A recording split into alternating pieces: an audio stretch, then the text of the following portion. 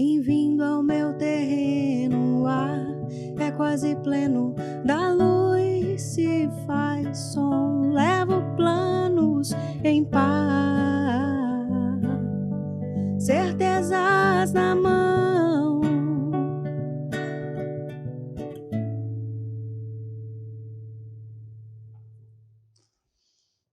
Olá!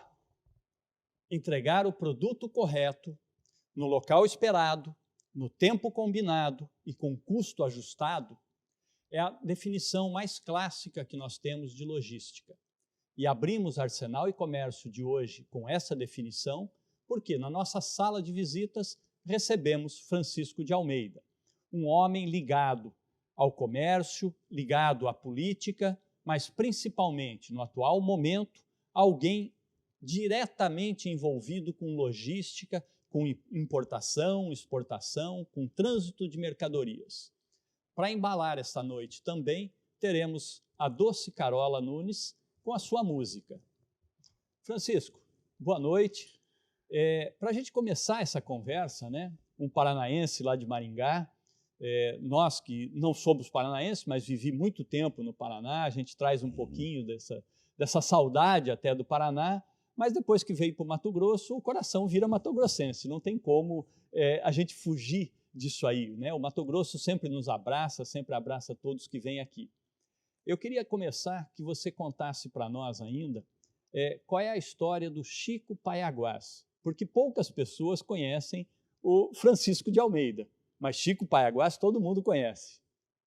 Boa noite. Boa noite, Rissato. É um prazer estar aqui, certo? Eu agradeço muito o convite aqui e gostaria de colocar para você o seguinte, que por um acaso eu também sou paulista de nascimento como você e fui criado em Maringá, no Paraná, certo? E estou aqui desde 79. Quando eu vim para cá, por isso que virou Chico Paiaguás, eu vim para montar uma indústria de parborização de arroz e montei, certo? Ela funcionou durante muitos anos e o nome da indústria era Paiaguás. Por que Paiaguás? Porque eu era um grande conhecedor do Pantanal já naquela época, certo? Através do Mato Grosso do Sul, mas conhecia o Pantanal tanto do Mato Grosso do Sul como daqui. E por causa dos índios Paiaguás e também por causa do Palácio Paiaguás, que estava em construção. Ainda não era nem habitado, o centro político administrativo ainda não era habitado nessa época, certo? E o nome me atraiu muito, até porque eu conhecia a história dos índios paiaguases, lutadores, certo? E todo migrante é um pouco lutador. Você vem com aquela garra, aquela esperança de fazer alguma coisa. Vem na dificuldade, na vontade de vencer. E eu vim para montar uma indústria que naquela época era muito moderna, aqui no estado, e com as dificuldades normais daqui, que estava tudo em desenvolvimento, tudo crescendo, faltando um monte de coisa, mas com muita vontade, muita garra, e essa terra recebeu a gente maravilhosamente bem. E acabou virando Chico Paiaguás até hoje. Até hoje, é isso mesmo. Mesmo passando pela política, secretário de Agricultura, né? Exatamente. Mas conhecido sempre como Chico Paiaguás. Chico Paiaguás em função da empresa que chamava Paiaguás, ainda tem uma empresa chamada Paiaguás, certo?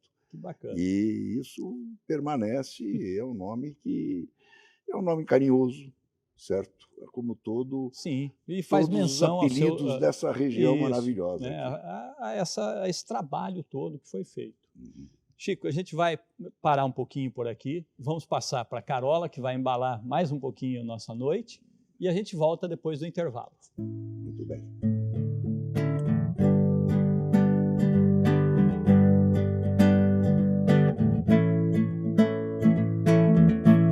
Já tenho tudo certo, a trilha, o caminho, o destino, pra onde seguir.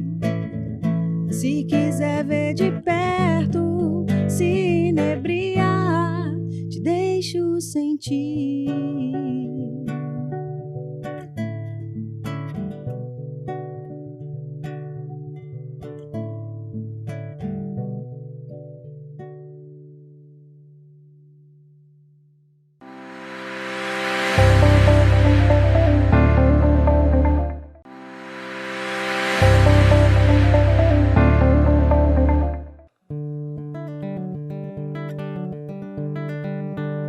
É de luz, é de sonho, é de luta, é de cor. É de tudo que fala e transmuta em amor. É sobre o som que habito. Minha origem, um desfecho, é o que se vê no infinito. É minha dor, meu alívio, minha zona de conforto, mas também de conflito. Arsenal e Comércio volta para você, telespectador da TV+, hoje recebendo Francisco de Almeida, o homem da logística do Mato Grosso, político, empresário, foi industrial, ainda tem empresas que atuam nessa área, mas atua também no comércio agora. E conosco também Carola Nunes, que é quem nos abrilhanta a noite com a sua música. Chico, vamos falar um pouquinho agora do seu negócio em si, né?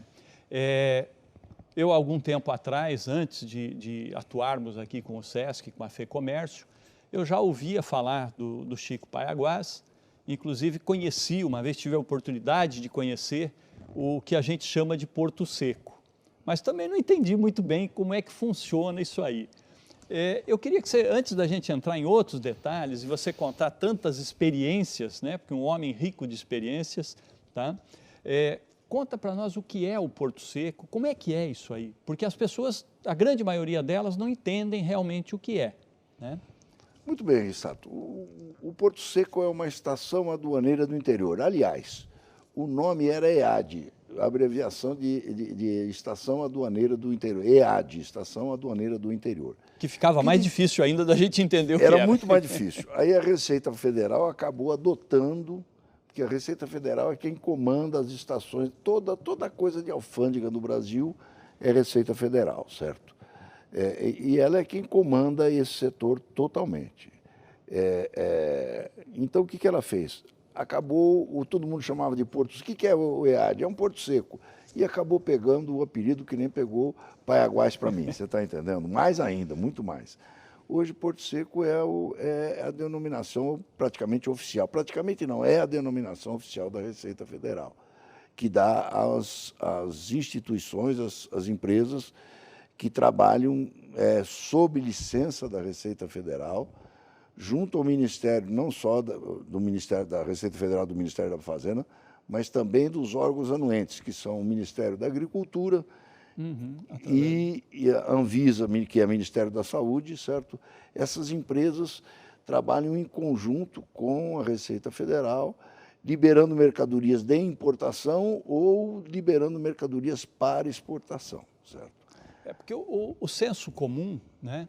O que é que eles imaginam, vamos dizer? A grande maioria das pessoas, quando a gente fala em porto, lembra Paranaguá, Santos, algum porto assim, onde entra e sai mercadoria, já exportação e importação. Tem na cabeça o navio já. Exato, de cara, né?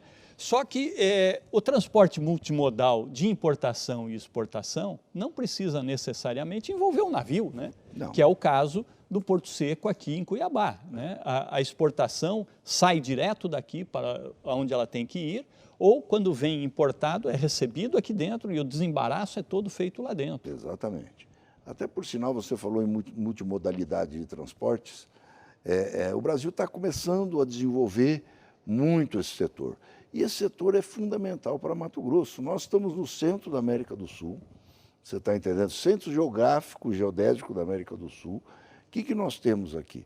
Nós temos dificuldades logísticas imensas. Somos grandes produtores, mas somos péssimos transportadores, vamos dizer assim.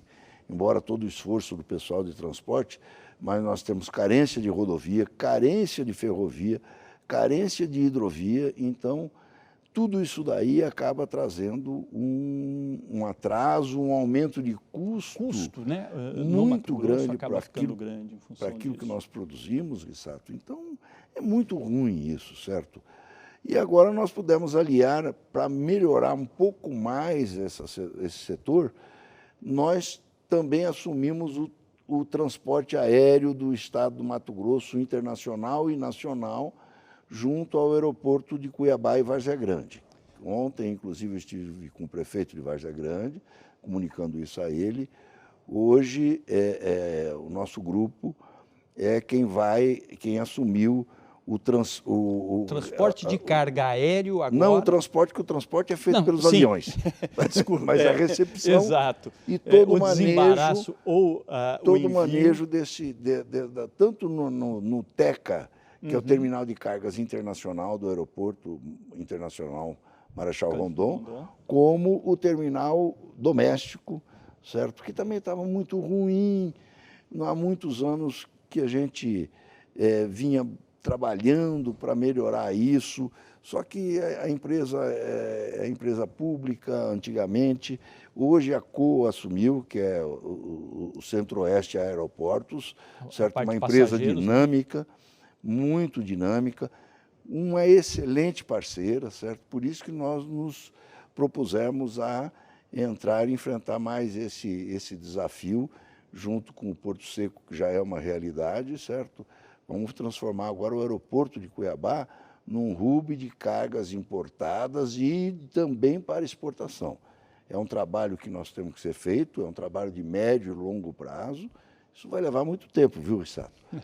Mas a gente imagina, nós vamos caminhar celeramente para isso daí, certo? Agora, com certeza, a população sabe que vai ter mais um porto, que é o aeroporto. Não é o Porto Seco, que esse já existe, e nem é um porto molhado, porque, infelizmente, nós não temos aqui, próximos da gente, nós não somos limítrofes com nenhum oceano.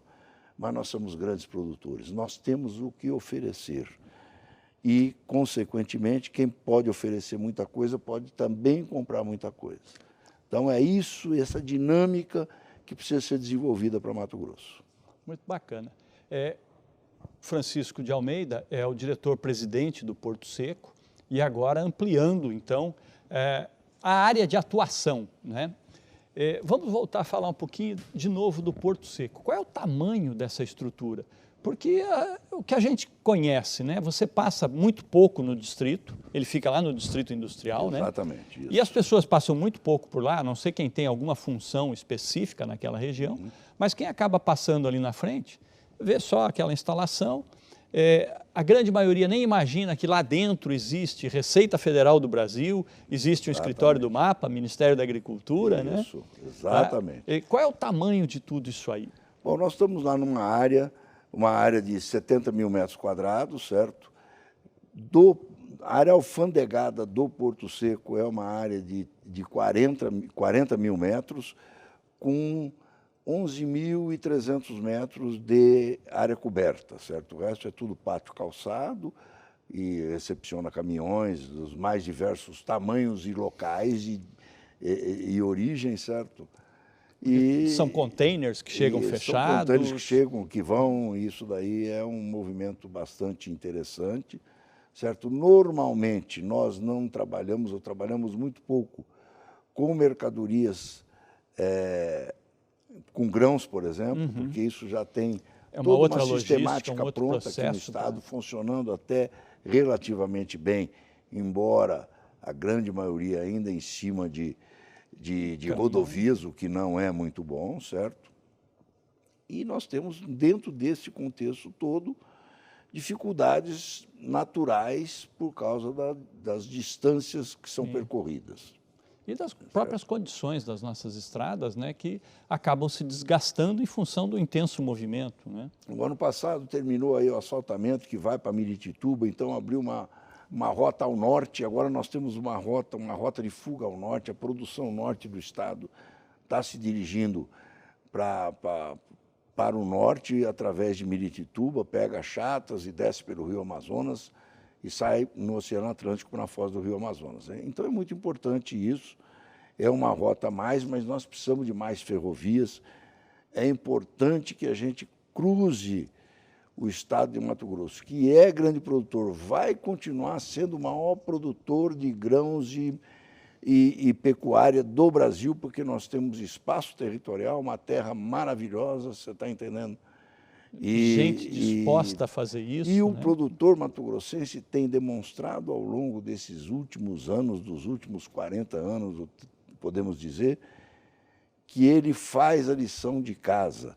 Ele tem aumentado produtividade de uma maneira excelente e tem aumentado também a qualidade do que produz. Hoje nós temos o melhor algodão, hoje nós temos a melhor soja e nós temos o milho aí surgindo, que primeiro a gente chamava de safrinha, Sim. com o apelido, safrinha de milho. Hoje é uma safra monstruosa que vai abastecer também de etanol, de milho, certo? Porque as indústrias estão aí já montadas, algumas funcionando, outras em montagem.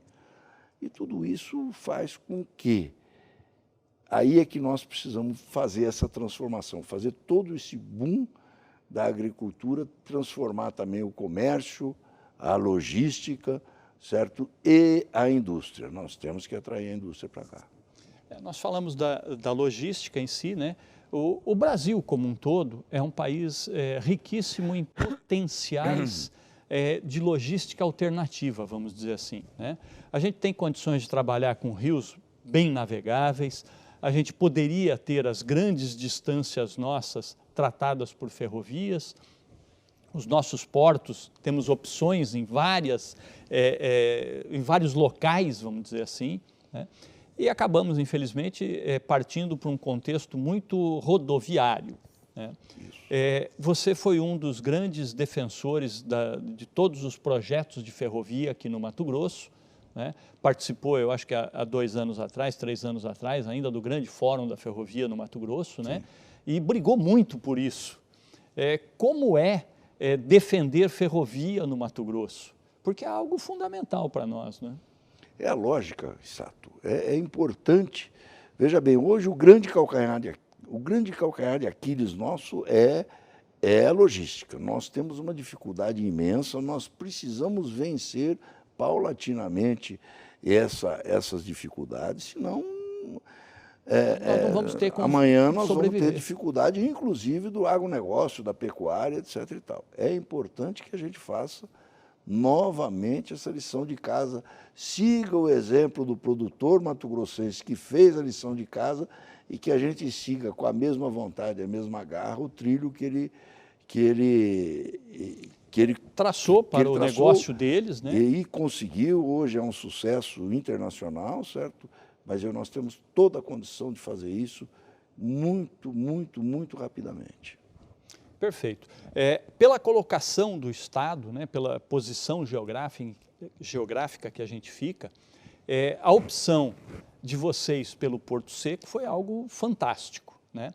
Porque tudo chega até aqui e aqui é o centro, realmente. Então, como você mesmo falou, também a visão agora para o aeroporto de um grande hub, né, que seria centralizador de tudo, porque todos os aviões que vão para qualquer lado, vamos dizer, que cruze o Brasil, passam praticamente por cima de Mato Grosso, não tem como, né? Então, o que falta realmente é um pouquinho mais de esforço e de cuidado para que esse grande centro, para que Mato Grosso se torne realmente um ponto fundamental na distribuição da logística de tudo isso aí, né? Você veja, nós temos aí o Centro Geodésico da América do Sul. Isso é só um marco, né? Um ali, pedaço de pedra. Que não trouxe até hoje nenhum benefício para o Estado.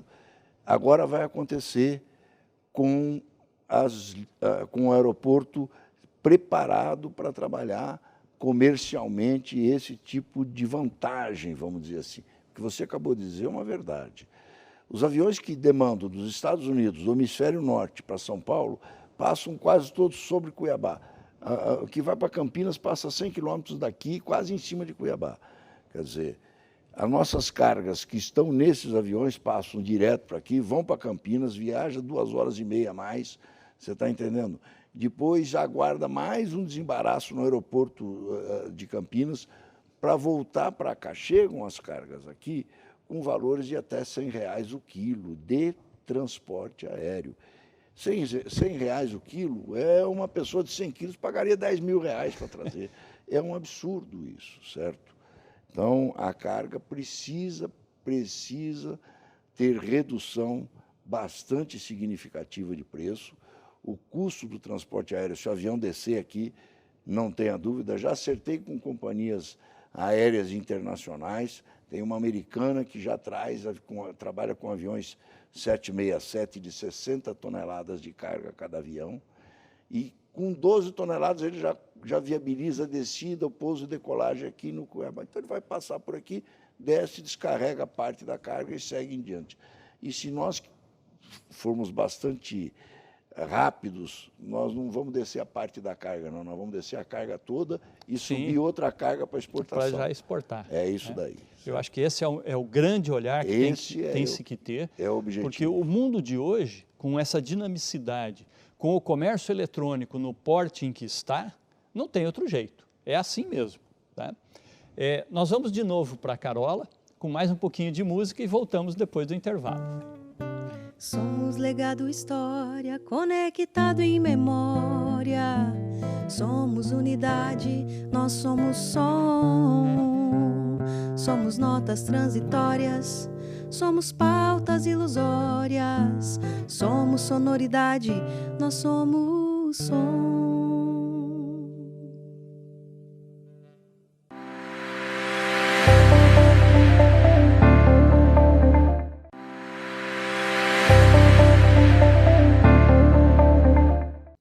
Voltamos com Arsenal e Comércio desta noite. Eu vim para o lado de cada sala agora para a gente conversar um pouco com Carola Nunes. Boa noite, Rissato. Boa noite, Carola. É um prazer ter você aqui conosco. Tá? Artistas do seu quilate, do seu nível, só nos abrilhantam à noite. Né? E hoje, principalmente, nós estamos começamos o programa falando com o Francisco, que é alguém do interior de São Paulo, que foi criado no Paraná, Mato Grosso do Sul, depois fez parte da vida dele e hoje é de coração matogrossense. O seu caso também tem uma história de correr o Brasil, né? Você nasceu em Rondonópolis, foi parar em Santa Catarina e agora voltou para cá. Como é conhecer essas culturas tão diferentes e voltar para casa, né? Porque o Mato Grosso é gostoso demais também, né? Com certeza. Primeiramente, boa noite. Queria agradecer ao convite. É sempre um prazer poder somar com o SESC. Eu sou muito grata ao espaço que o SESC sempre dá para mim como artista e para outros parceiros também. E sobre essa questão de sair e voltar, assim, para mim foi muito importante sair do estado.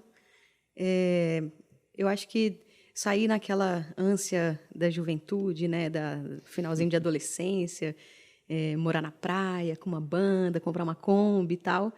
E passei uns perrengues lá e quando eu voltei para o Mato Grosso, falei, cara, aqui é espetacular. O valor que os mato-grossenses dão para a arte é muito diferente do que eu encontrei lá, tanto financeiramente quanto de respeito, de ter espaço. Então, essa minha andada assim serviu muito para isso, assim, saca? É aquele ditado, né? Santo de casa não faz milagre. Mas depois que você sai... A hora que você volta, quando você volta, você vê que faz, sim. Aqui é o lugar. Né? Eu sou muito feliz, assim. Eu moro em Cuiabá há 11 anos e eu confesso que antes de eu morar... Quando eu estava em Rondonópolis, né, na minha adolescência, eu estava falando, nunca vou morar em Cuiabá. Nossa, não quero cidade grande e tal, porque Rondonópolis, naquela época era bem pequeno era ainda, bem pequeno, né? Tal, mas quando eu cheguei aqui, eu apaixonei na cidade, assim, tipo... Eu sou muito feliz aqui, não tenho vontade nenhuma. Obviamente, quem trabalha com arte sabe que é mais fácil estar no eixo, né? Rio, São Paulo e tal. Mas eu tenho muita vontade de conseguir dar os próximos passos e continuar aqui em Cuiabá, assim, porque eu sou muito feliz na cidade, eu sou muito feliz com os parceiros que eu fiz aqui. Eu acho que é importante também a gente produzir e fomentar essa produção aqui, para as pessoas daqui. Então... Eu só tenho boas experiências em Cuiabá, assim, sabe? Foi onde eu me introduzi realmente, assim, tocando na noite, mas também foi onde eu dei um grande passo nessa questão da carreira autoral, né? De construir uma história autoral também, né? Que assim seja, né? Que fique conosco aqui, né? Nos ajudando a ser mais felizes, a ter esse prazer todo com a música que você tem trazido tão bem para nós, principalmente aqui no SESC, né? Que a gente está sempre aqui, sempre que possível, né? Com você, tá? Que seja assim por muitos anos ainda, então, né? Será, com certeza. Carola, você transita por diversos ritmos musicais, você mesmo se define assim, né? Você não tem um único ritmo, você gosta da música. É importante isso para o artista, né? Principalmente para o artista autoral como você, né? Como é que você vai escrever se você não consegue transitar por todas elas? É assim que funciona? Eu acho que é complicado falar, colocar todo mundo num balaio, assim. Tipo, eu acho que tem gente que tem uma vertente muito clara. Para mim, foi difícil ter essa vertente muito clara, porque eu sempre fui uma consumidora voraz de música brasileira. Então, desde Luiz Gonzaga, filha de paraibano, meu pai ouvia muito em casa forró, então eu cresci ouvindo forró. E aí, depois, na adolescência, eu conheci o reggae, que foi a minha referência de música internacional. Eu nunca consumi mercado internacional. Então, eu ouvia muita música brasileira. E a música brasileira tem essa característica de você não conseguir definir um gênero específico, né? A própria MPB tem cantores que cantam samba que são caracterizados como MPB, assim como cantores que vão cantar um pop mais romântico ou uma coisa mais pop rock e tal, mas vai ser MPB. Então, quando me perguntam qual que é meu gênero, eu nem uso muito o termo MPB. Eu falo música brasileira. Porque se eu tocar um shot, não vai estranhar. A pessoa que está ouvindo não vai estranhar, porque é música brasileira. Se eu tocar um baião, se eu tocar um popzinho, se eu tocar uma coisa mais romântica, é tudo música brasileira. Eu acho que essa é a melhor definição do meu som por ter essa liberdade. Eu posso fazer o que eu quiser, o gênero que eu quiser, o ritmo que eu quiser, que a pessoa vai compreender e vai aceitar, sabe? O importante é a galera vir junto, né? Sim, eu acho que certeza. Isso é o que vale. Conta um pouquinho como é que foi Maracadagem. Maracadagem mesmo, né? Isso. Foi a minha primeira experiência com banda, uma banda formada por amigos em Rondonópolis. Eu tinha meus 17 anos. Nossa. E aí era uma banda assim, a gente queria muito ouvir as músicas que a gente gostava nos bares e não tocava. Geralmente era um repertório clássico, assim, né, de barzinho. E a gente falou assim, cara, vamos então, já que a gente não ouve... Vamos mudar isso aí tudo, né? Já que a gente não ouve, vamos tocar? E aí a gente juntou, fez uma banda de percussionistas, eu no violão, assim, era uma formação bastante peculiar, assim, 3 percussionistas, 2 violões, 2 vocalistas, e a gente tocava isso, assim, a gente tocava literalmente de Nação Zumbi a Marisa Monte, assim, sabe? E aí foi muito legal, porque com essa banda a gente já gravou um CD demo com músicas autorais, então eu já meio que adentrei na cena musical, já vestindo a camisa da cena autoral, assim. Aí, com a banda, a gente conseguiu tocar no palco do Calango, que era um dos maiores festivais de música independente do país. Então, foi um mega reconhecimento assim, do som que a gente fazia, que chegava massa para a galera. E aí foi com essa banda que eu fui para Florianópolis. A gente ficou 2 anos lá, tocando lá, nos bares de lá. Mas aí a juventude foi se findando, foi chegando a vida adulta. A gente falou assim, agora as coisas começam a ficar mais sérias, eu preciso resolver minha vida. E aí decidi voltar para Cuiabá para fazer faculdade de música e a galera ficou lá. Hoje, atualmente, todos os integrantes que saíram de Rondonópolis para Florianópolis por causa da banda permaneceram e eu fui a única que voltei para a terrinha, assim. Você voltou para cá, se formou em música, você é formada realmente, né? Tem curso superior em música e atua também em outras artes. Como é que faz? Isso. Desde criança eu sou fascinada com teatro e aí quando eu descobri a música, o teatro ficou de escanteio, assim. Ainda bem, porque eu sou uma péssima atriz. Não acredito nisso, não. Pode crer. Mas aí acabou que eu me encontrei no teatro fazendo sonoplastia por convite de amigos. Então, a primeira peça que eu fiz a sonoplastia foi em 2013, aqui em Cuiabá, com a Cia Porrada. Maurício Ricardo e Karina Figueiredo me convidaram. E aí eu descobri um outro universo. Assim. Aí, desde então, eu não só executo a sonoplastia de algumas peças, mas faço direção musical também, faço a composição de trilha autoral da peça. Então, é um espaço assim, que também me realizou bastante. Agora estou me arriscando também no audiovisual, fazendo trilha para um curta de uns parceiros. E é isso, assim, tipo, eu já dei aula de música também, em escola, né, ensino fundamental. E eu falava para meus alunos, assim, tipo, música não é só você subir no palco e tocar para uma plateia.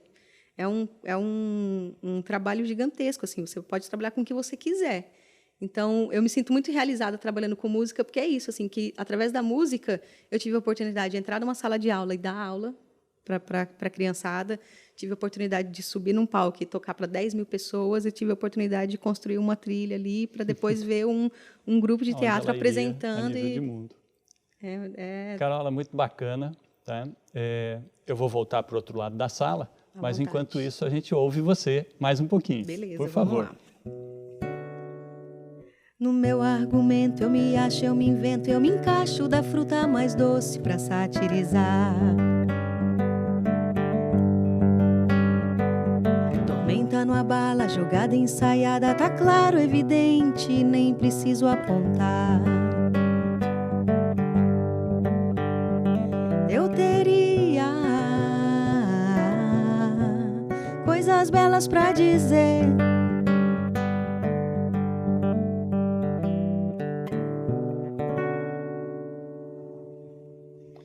Chico, vamos nós mais um pouco aqui. Aproveitar que agora estamos num clima mais light, batemos um papo com a Carola. Por sinal, muito boa, uma voz gostosa, melodiosa. Bem tranquila, né? gostoso, Tranquilo, né? gostoso, sim. Isso nos ajuda também, anima o espírito. Vamos falar um pouquinho do Francisco, como pessoa, contar umas histórias aí. Eu não posso deixar de perguntar para você aquela história do avião. Como é que foi a triste história que depois não foi triste, né? Ficou um negócio até engraçado e bacana, porque no primeiro momento deu desespero realmente em todo mundo, mas depois foi um negócio bem bacana. Conta para nós aí, como é que é? A história do avião... Lá de Itiquira. Do acidente de Itiquira. Isso mesmo. Muito bem, nós fomos numa... Você estava sempre junto da política, de movimentos mais fortes. Nós fomos né? convidados para a inauguração de um terminal rodoferroviário lá de Itiquira, certo? E acabamos pegando o avião para ir para lá, e fui eu e minha mulher, mais um casal de amigos, a Margarete Busetti e o Luiz Busetti, certo? E o nosso piloto cometeu um engano e jogou o avião numa terra gradeada, arrebentou o avião todo, arrancou os trem de pouso. Foi um negócio bem assustador realmente, certo? Mas não aconteceu nada com ninguém, certo? Foi só o susto foi bastante grande, mas e aquilo, no fim, acabamos indo para a solenidade da mesma forma e ficou só o prejuízo material, certo? Ainda bem, né? E o susto também, que foi bastante grande, viu? O susto foi passado também aqui, né? Porque o avião sim. era seu. O que aconteceu? Aconteceu um fator interessante. Como era uma solenidade onde ia governador e tal e coisa, a notícia saiu que tinha acontecido um acidente com um dos aviões da comitiva. Você está entendendo? O avião tinha caído, mas ficou só uma notícia assim, meia. E neste meio tempo, cortou as comunicações de Itiquira. Eu não sei por que razão, Itiquira ficou sem energia, sem comunicação, sem nada. E isso tinha saído a nível nacional, no Jornal Nacional. Então, minha família do Paraná ouviu, já estava todo mundo desesperado, daqui de Cuiabá também, enfim. Todo mundo ficou, a família dos Busetti, os Busetti ficaram, as meninas ficaram muito apavoradas e tudo, e aquilo houve um Não tumulto, se resolvia, né? E ninguém podia dar informações, certo? Aí pediram para o avião decolar daqui para lá, sobrevoar e tal. Tem um avião lá, está caído lá, mas aparentemente está mais ou menos. E isso foi para o pessoal, assustou mais o pessoal de fora do que a gente. Certo? Que vocês, claro, nós levaram um susto na hora, momento. mas aquele instante foi terrível, mas foram até para a solenidade, para o evento em si, fomos e o pro pessoal evento, todo querendo saber o que estava acontecendo. E os outros tudo sem notícia. Foi, E isso é muito ruim, né? claro. Mas são coisas que depois que tudo está resolvido, acaba virando uma boa história, né? Exatamente. E até hoje a gente ouve falar disso. E se diverte agora com ela, claro. Sim, porque não aconteceu nada mais grave, então isso acaba virando até uma diversão, vamos dizer assim, Exatamente. Um momento de dar risada, diferente do que foi aquele momento né? mesmo. Principalmente do que poderia ter sido. Certo. Gente, esse é Chico Paiaguás contando a história do avião lá em Itiquira, né? A gente volta com a Carola mais um pouquinho e aí depois temos o intervalo e vamos para um novo bloco. Eu diria coisas belas pra você, mentiria só pra feliz te fazer. Se for ficar, então já é.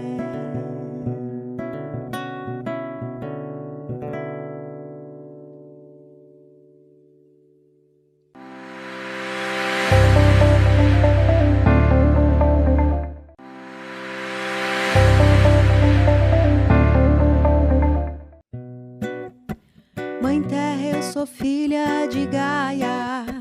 O ciclo natural não falha. Da terra vim, pra terra voltarei.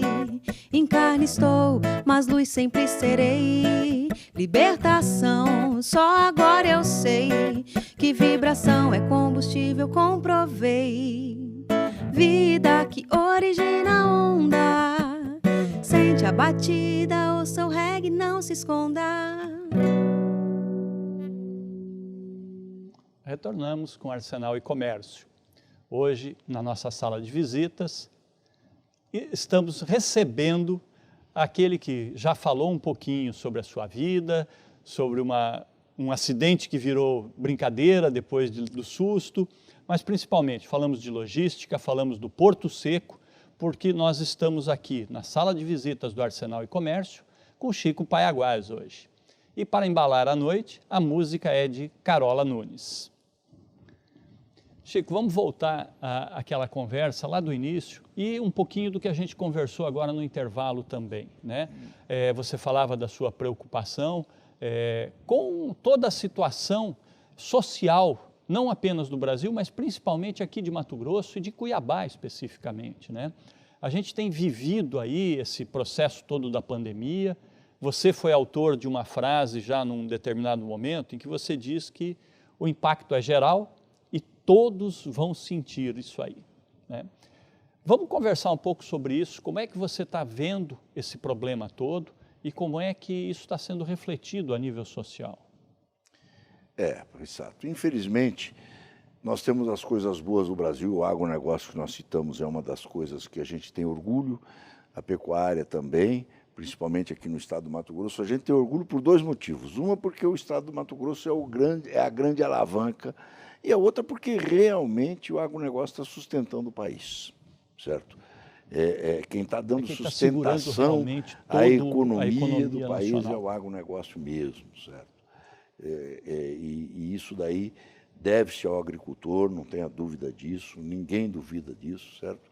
Mas é preocupante o resto da situação. Agora, com o agravamento por causa da pandemia do Covid-19, o que me preocupa muito, me preocupa não só para o presente, mas para o futuro também, é a questão da educação dos nossos jovens, das nossas crianças. Nós vamos indo para o segundo ano sem aula. Muita coisa certo? Paralisada. Muita gente discutindo se deve voltar, se não deve voltar, e pouca gente discutindo como criar alguma coisa para solucionar ter o alternativas, problema. Né? Certo. Muito pouca gente discutindo o que nós podemos criar para solucionar o problema. E principalmente nesse aspecto da educação, o que para nós tem sido muito preocupante também, né? O SESC aqui no Mato Grosso tem 1.200 alunos nas suas escolas. Desde o ano passado, quando começou todo o problema, em menos de 15 dias, a gente fez o que era possível fazer para se reestruturar e oferecer as mesmas aulas que seriam dadas dentro das salas de aula, fossem dadas de forma digital para os nossos alunos, de uma forma mais interativa e digital. Todos os nossos alunos receberam aulas durante todo o ano, o programa foi cumprido. Outras escolas particulares do estado conseguiram isso, mas a grande maioria das escolas menores, e principalmente das escolas públicas, não conseguiram fazer isso. É verdade.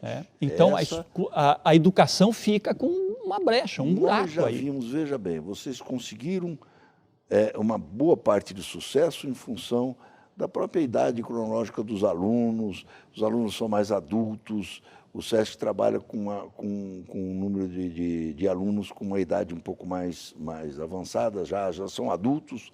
Isso facilita um pouco, embora vocês também tenham crianças. Temos e tudo. a Vocês escola também têm, mas de educação infantil e fundamental. esse pessoal ligado ao SESC, ligado ao comércio, ligado à indústria, ligado às atividades nossas, acabam respondendo mais rapidamente aos estímulos.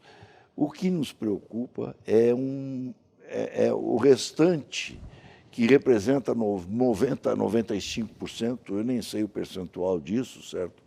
Me preocupa muito. Nós estamos no segundo ano, vamos entrar no segundo ano praticamente sem nada, certo? Não estou vendo solução, o meu radar não tem captado uma solução com relação a isso, embora não seja minha área, mas eu acho que é a área de todos nós, de todos os brasileiros. É importante que a gente crie uma sociedade diferente do que nós estamos. A gente já vinha, ao longo dos anos, olha, só para citar um exemplo, a Constituição Nacional e a Constituição dos Estados destinou verbas muito maiores para a educação do que no passado, e a educação brasileira decresceu.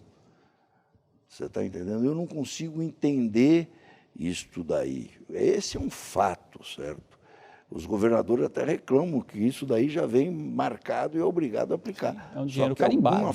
Nós estamos trabalhando de forma errada, com recursos suficientes.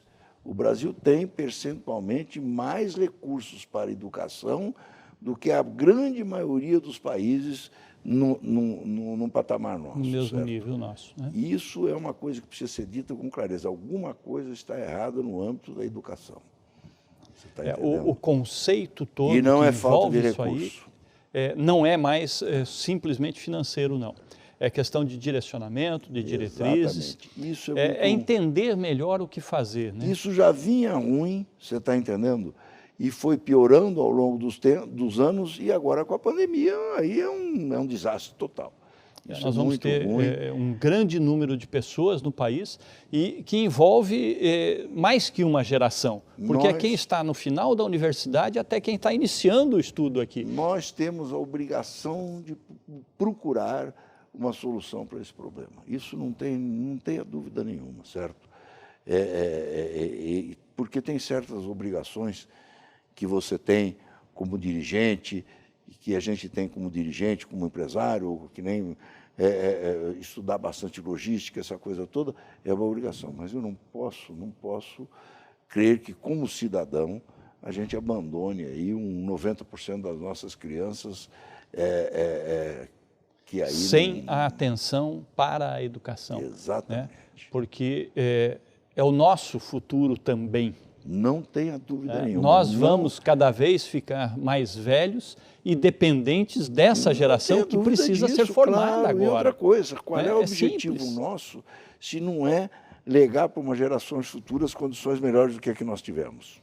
Sim, é obrigação. É o que a gente fala. Quem vai cuidar de nós quando nós não pudermos fazer isso? É essa geração que está sendo formada agora. Mas se ela foi mal formada, que condições eles vão ter de cuidar bem da gente? Tá? É isso. Então, no mínimo, seria inteligente tomar esse cuidado. Né? Até seria um pouco egoísta você fazer isso, porque você está vendo o seu bem lá na frente, mas é uma forma de fazer isso bem feito. Não tenha dúvida nenhuma. Nós precisamos tomar um rumo nesse sentido aí. Não tenha dúvida disso. Nós precisamos de um grande debate nesse sentido para poder evoluir como sociedade. Né?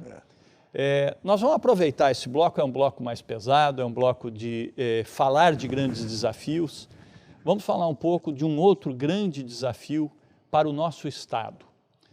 Muito da condição social que a gente tem aqui, do desencontro social, do grande desnível, talvez seja, e você tem dito muito isso, por falta de uma condição de industrialização de tudo que a gente produz. A gente é um bom produtor, mas é um péssimo reciclador disso que está sendo produzido. A gente utiliza mal os insumos que a gente produz e aí a gente vende mal isso aí. Qual é a visão do Francisco em cima disso? Muito bem, Sato. Bom, não é só transformar aquilo que nós produzimos. Às vezes, nós podemos industrializar aquilo que nós consumimos para produzir. Esse talvez seja o grande segredo, Esse né? é o segredo da história. Por quê? Porque quando a gente fala, Mato Grosso só tem 3.300.000 habitantes, mais ou menos, certo?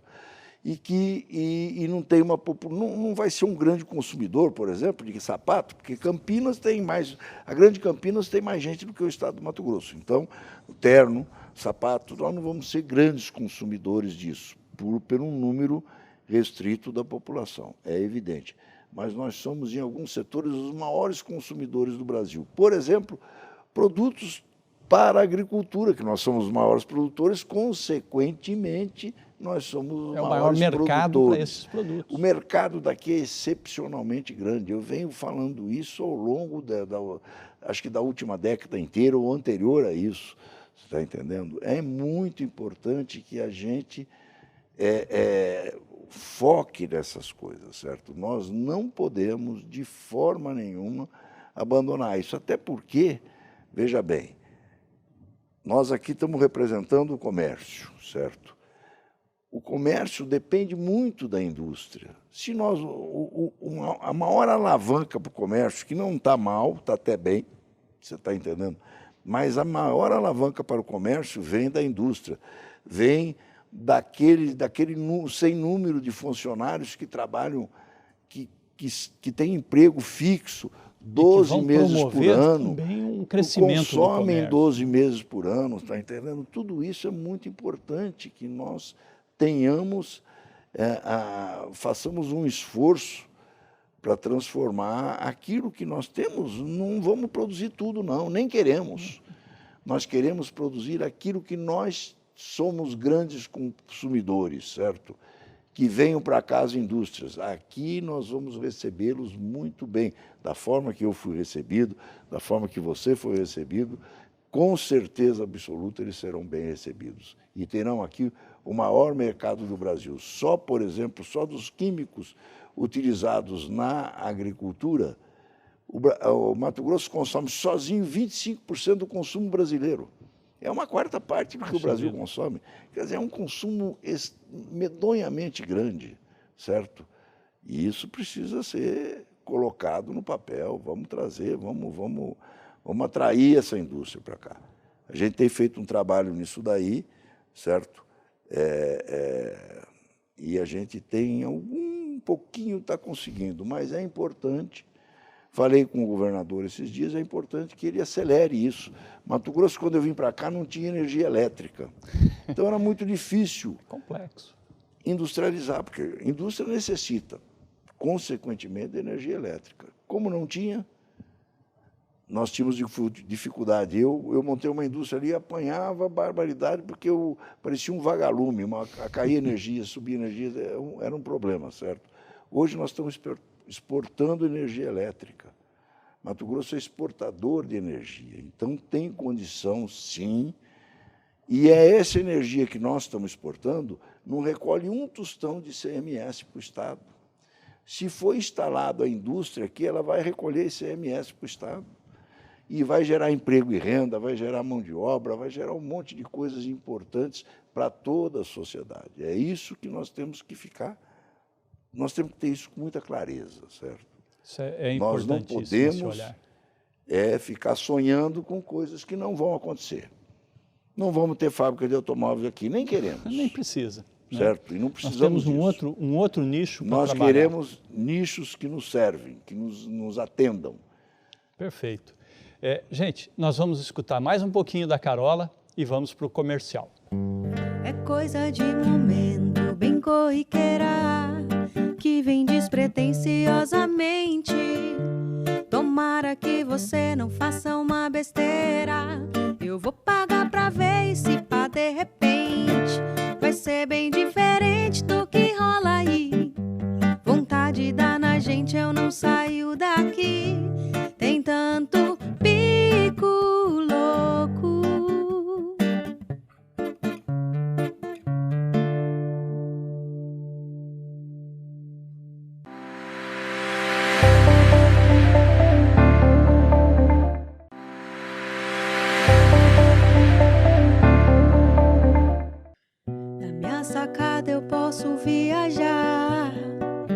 Dá uma sacada no que eu vou falar. Eu vou para longe,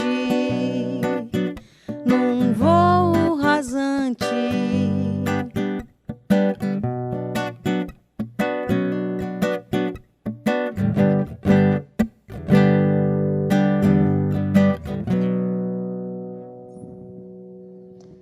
Arsenal e Comércio de volta com vocês. Agora no nosso último bloco, hoje nós recebemos aqui na nossa sala Chico Paiaguás, que conversou desde logística, Porto Seco, até a questão social do Brasil. E, apesar de tudo isso aí, eu agora preciso abrir um parênteses e dizer para vocês, eu sou obrigado a rever alguns conceitos. A gente fala muito de industrialização, da necessidade da indústria, mas eu mesmo, particularmente, tenho que confessar que eu não tinha olhado a industrialização com essa visão do Francisco que ele colocou no bloco anterior. A necessidade de industrializar, mas de forma inteligente. Mato Grosso, se é um dos maiores consumidores de produtos para defensivos e insumos para a agricultura, para a pecuária, essa é a indústria que a gente tem que ter aqui, porque aí a gente economiza a logística do industrial, né? Então, eu acho que esse ponto foi fundamental na conversa de hoje, foi extremamente esclarecedor e eu, particularmente, aprendi bastante com essa conversa, Chico. Muito obrigado. E fica agora as nossas câmeras para suas considerações finais junto aos nossos telespectadores. Exato. Eu que agradeço a oportunidade que você, que tem feito um belo trabalho junto ao SESC, a oportunidade que você está me dando, até de colocar algumas ideias que são importantes que a população tome conhecimento. O objetivo nosso é atender a comunidade como um todo, você está entendendo? Porque o programa é um programa gratuito, ninguém ganha nada com isso, é uma coisa que a federação está levando, o SESC está levando à população. Eu é que agradeço muito a oportunidade de colocar o pequeno conhecimento que a gente tem, certo? Eu acho que isso pode servir para as pessoas, para os nossos políticos, inclusive, que eles pensem de maneira um pouco mais prática, certo? Perfeito. E é importante, mais uma vez, quero frisar para você, por isso que nós pensamos em logística, pensamos em produção, pensamos em industrialização, para alavancar também o comércio e alavancar o desenvolvimento da nossa população. É isso que importa. Afinal de contas, é muito melhor se você viver num ambiente onde a comunidade é mais saudável, mais bem servida e seja mais feliz. Perfeito. Falar em felicidade, a gente vai de novo com Carola Nunes para o seu boa noite também. Carola, por favor. Boa noite, muito obrigada pelo espaço. Fios condutores de tensão cortam a cidade, rios voadores que carregam tempestade. Me vejo distante, andarilha errante. O sol nascendo na paisagem, raios pelo chão. O som é a ponte de passagem para outra dimensão. Me vejo distante, num voo sonante. Contemplo a vista, céu surrealista. É miragem, miração. É no meu tempo nada imediatista. Sou navegante de outra dimensão. Sigo na contemplação da soberana natureza. Meu bálsamo de salvação é fé, amor e paciência. Eu permito a conexão, sempre vibrando na frequência de alma, mente, coração. Eu me entrego em oferenda